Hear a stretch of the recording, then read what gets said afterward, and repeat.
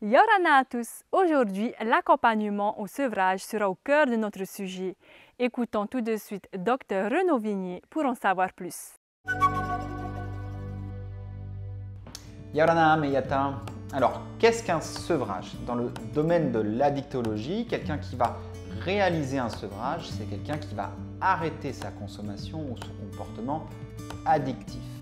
Alors, tout d'abord, il faut bien comprendre que lorsque l'on va consommer une drogue, on le fait souvent pour deux raisons. Soit pour rechercher un plaisir immédiat, soit pour obtenir un soulagement ou un apaisement en raison d'une souffrance ou d'une tension interne.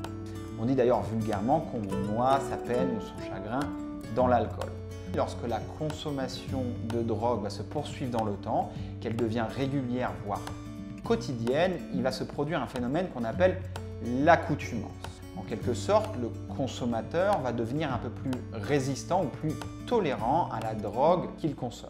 Alors, dans le développement, dans la genèse d'une addiction, cette accoutumance, elle va marquer l'entrée dans ce qu'on appelle la dépendance. Cela signifie que son organisme et notamment son cerveau, qui ont été tellement habitués à la présence de drogue que le jour où ça s'arrête, il va y avoir un véritable état de manque. Mais il faut bien savoir que être en manque, c'est tout sauf drôle. Être en manque, c'est ressentir une multitude de symptômes physiques et psychiques qui vont véritablement mettre en souffrance un individu. Et c'est cette dépendance qui explique que parfois c'est compliqué de s'arrêter en raison de ces symptômes qui peuvent être très désagréables pour la personne qui réalise son sevrage. Alors, il y a des personnes, bien sûr, qui parviennent à s'arrêter seules et sans aide. Mais pour les autres, voilà, il est parfois nécessaire de les accompagner pour justement les aider à passer cette étape cruciale qui est le sevrage. Parfois, on va même devoir utiliser des médicaments qu'on utilise généralement quelques jours avant de les arrêter.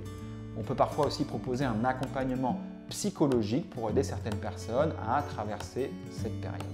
Alors, si vous cherchez de l'information, vous pouvez déjà vous rendre sur notre site internet ou sur notre page Facebook.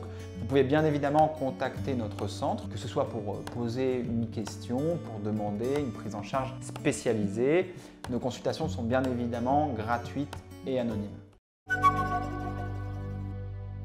Voilà les amis, nous arrivons au terme de notre émission. Remercions Dr Renaud Vignier pour ces éléments de réponse.